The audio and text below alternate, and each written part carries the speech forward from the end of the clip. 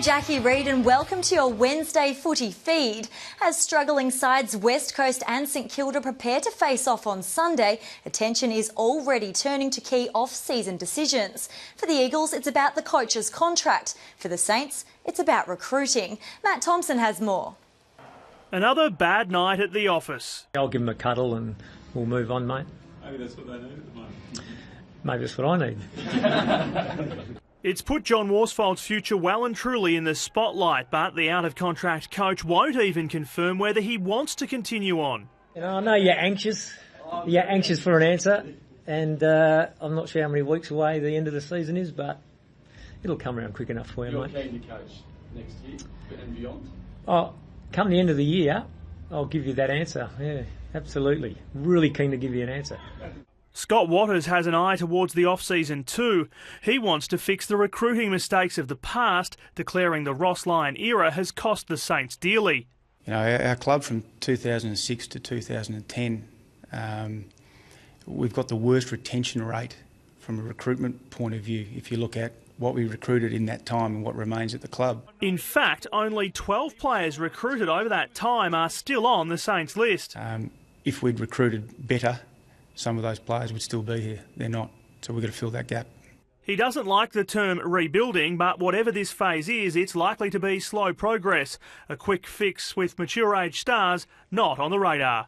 I'll never say never, but players over probably 25, 26 probably don't fit in with where we're going. Matt Thompson, AFL.com.au.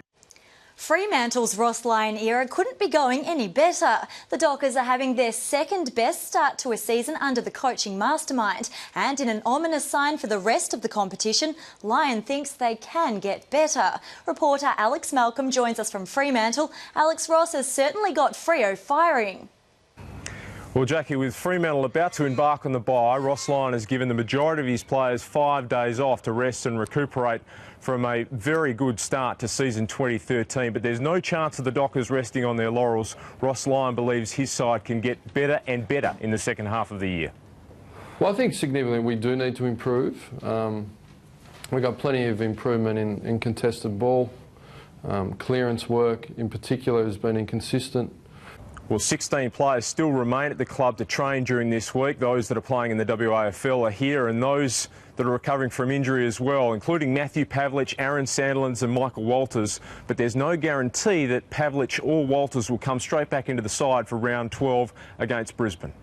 Michael would be more likely to come straight back in, but we'll be guided by Matthew and Aaron in particular as to where they think they're at, you know, particularly Matthew, where are you at, what do you think you're capable of? Because he knows over a long period. We all know he's been a great player.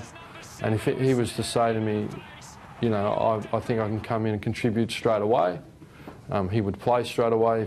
Well, Fremantle shut down for the bye, a very content club. 7 wins and a draw from their first 10 rounds. It's their second best start to the season in their history.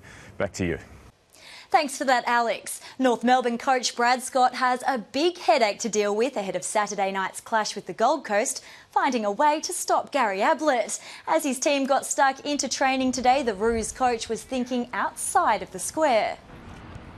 Well, we're thinking about trying to take up 3 or 4 cars, and maybe when he drives into the car park, just block him in so he can't get out of his car. Majak Daw is in the mix for the clash after being dropped to the VFL. Brad Scott with plenty to say, also weighing into the woes at Melbourne. The Demons hit the track this morning, and Scott claims he is staggered by calls for the under siege club to be granted salary cap concessions. Look, they'll be okay. I think that, you know, the short-term reaction to some short-term pain, I think is, you know, talking about salary cap relief is just, I think, overreacting. The D's take on Collingwood on Monday. Dane Swan among those at training despite having scans earlier this week.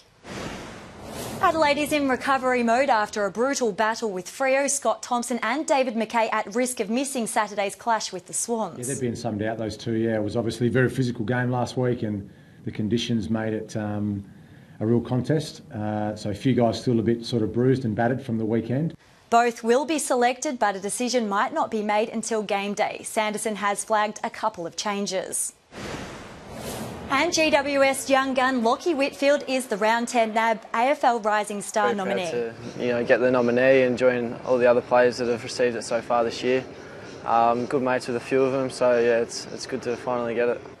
The 2012 National Draft's #1 pick collected 21 disposals and kicked a goal in the Giants' loss to Carlton. And that's your footy feed for Wednesday. I'm Jackie Reid. See you soon.